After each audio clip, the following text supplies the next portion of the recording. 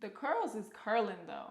They're curling pretty curly today. Hello, hello, hello, hello. So y'all know I love to talk about breathwork. Y'all know that breathwork has helped me tremendously. You might not know, but breathwork is a bottom-up practice, which means it's working with the body, it's releasing just different stagnancies and traumas and tension that maybe has gotten stored away into our muscles and cells, which has been transforming to say the least for me. But talk therapy. Talk therapy is a top-down practice, and it's something that I have never actually dived into until this year. And I just want to share with you real quick before we get into this video my experience with talk therapy. Today's video is sponsored by BetterHelp, an online therapy service that makes it so easy to get matched with a therapist, first of all. Starting talk therapy is really showing me how much internal processing I'm really good at versus externally. Saying things out loud rather than writing them down, for one, is a whole muscle in itself for me. I'm big on journaling, but having someone there to listen and talk through those feelings is really expanding me in more ways than one. I think I used to think that you had to have some really tragic thing going on in your life or something really monumental for you to be in therapy. But I think what's really rewarding about it right now is that I've done a lot of work and I have a lot of awareness. And so now this is just kind of like the cherry on top to really go to the next level. I think some of the coolest things about it are that it's extremely affordable in comparison to standard therapy rates. The second thing I think that is really awesome was how easy it was to get matched with a therapist. I was really nervous about it. It feels like dating, to be honest, but I was able to get matched pretty much immediately. One of the last things I really love is that it asks you your preferences. I'm really big on like who I'm getting my advice from or who I am sharing with. So I think being able to answer a few questions, get someone that really fits your needs and tailors what it is you value, I think really makes the therapy session in itself and experience a lot more seamless. Also, if you don't like the therapist that you get matched with, you can just switch. It's like dating, but like way easier, because you can just be like, hey, I'm gonna head out, and there's no hard feelings. In perfect alignment with today's video, I am going through my 29-year-old life crisis. I turned 30 in January, and I feel like this is the perfect time for me to kind of unpack my 20s, see what I want to release, see what I want to receive as I move forward in this new chapter. So I thought this was the perfect video to share that if you were maybe in a similar space or just maybe going through any kind of life changes that you need some extra guidance with, go ahead and click the link in my description or the link on the screen to get started with BetterHelp today. Speaking of my 29-year-old life crisis, let's get into some lessons I've learned in my 20-somethings. First one, you do not have to prove yourself, girl. You do not have to prove yourself that bad.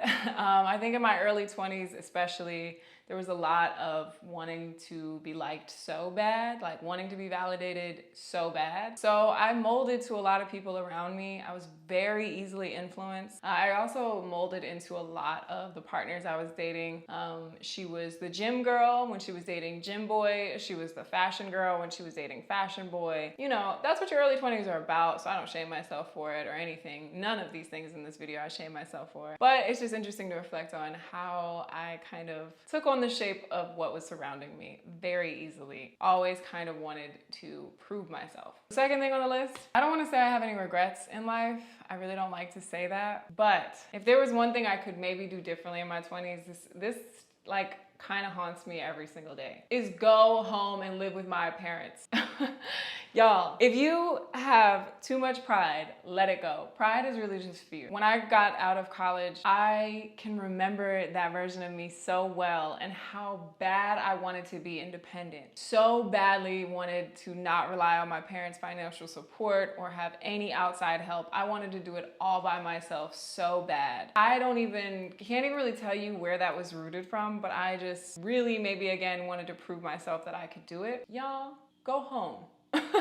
I did not ever go home in my 20s. I feel like most people have like at least a period in their 20s where they're like, I just gotta go home and regroup. I was stubborn and independent and didn't do it, and I probably could have saved a lot of money in all honesty and just had some more quality time with my parents in my adult chapters of life. Not saying I still won't go home, because who knows? Number 3, privacy is the best policy. Not everyone has to know everything. That goes from the internet to real life. I definitely have gotten a lot more selective about the things I share online for one. I used to put a lot of my like dating and relationships and stuff on here. Not that I like never will. We're not absoluting anything, but I feel like sometimes overshared, more so though in real life, like off of the internet in certain scenarios and dynamics and relationships and friendships and even family. I feel like I have a lot of moments of reflecting and cringing on like, I shouldn't have shared that, or like that wasn't my information to pass on. Some like in all honesty, some gossipy ways that I'm not the biggest fan of myself for. I think just in general, like remembering that,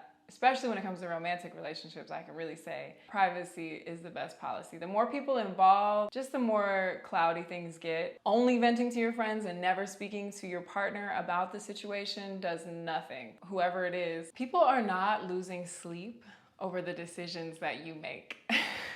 This is my next one. Yeah, I wonder if someone like counted all the time spent, and maybe I want to use the word wasted, trying to make a decision or being indecisive. I really have used a lot of time. I don't want to use the word wasted. Used a lot of time being indecisive about things that really didn't need to take up that much time or that much energy, or really weren't even that big of a decision. And a lot of the times, in all honesty, it was because I was scared of what someone else would think about it, or how I'd be judged by a family member or a friend or whoever. And so I would like weigh in all of that instead of just listening to myself in the decision that I know I actually really want. Remembering that, again, no one is like losing sleep, ripping their hair out over the decisions that you're making. Like if they're really your friends, if they really love you, and even if you're making a decision that maybe they don't support, they're gonna do their best to support you the way that they can. And the note of like more so romantic relationships, I feel like I could do a separate video on like dating in my 20s, lessons I've learned. If y'all want that, let me know. Full acceptance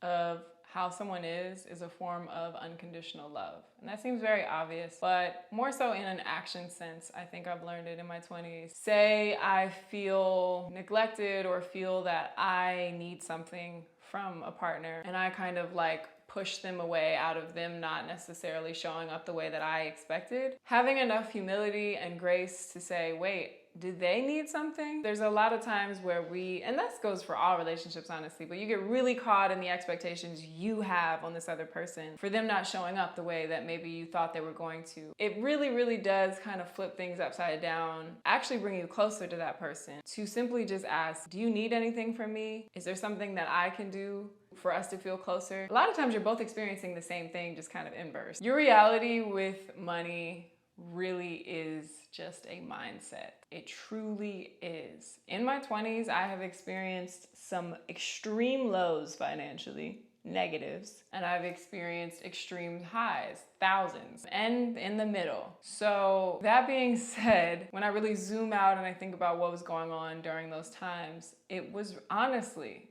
genuinely a matter of mindset shifts, a matter of confidence and trust in myself and God's timing. Yeah, not surrounding myself with so many people that complain or constantly whine about the lack financially that they are experiencing. I think I have accepted that there really are just like seasons and chapters to be rich in other ways. Richness isn't just in money, like wealth comes in so many forms. So there might be a season where my body feels insanely good and I'm like, yo, health is wealth. And then the next season is like, my bank account is fat. And I'm like, okay, this is the wealth right now. You know, or I'm surrounded by so much love and opportunity. And that honestly is my favorite kind of wealth. Like the list goes on, but you know, just kind of changing my perspective of wealth. Honestly, I feel like this list could be triple the size that it is in this video. And there's probably a lot more I want to add, but we'll cap it right there for now. If you want to see a part 2, I could probably make a part 2, let me know. Or if you want one specifically on the lessons of love I've learned in my 20s, you know that I love talking about dating and relationships. I could also do that possibly. In the comments below, I want to know some lessons that you have learned in your 20s. Who else is in their late 20s, early 30s, and they're feeling the shifts and changes that I'm feeling? It's a lot of grieving, but it's a lot of excitement at the same time. Anyway, thank you guys so much for watching, and until next time, I'll see you in my next video. Peace.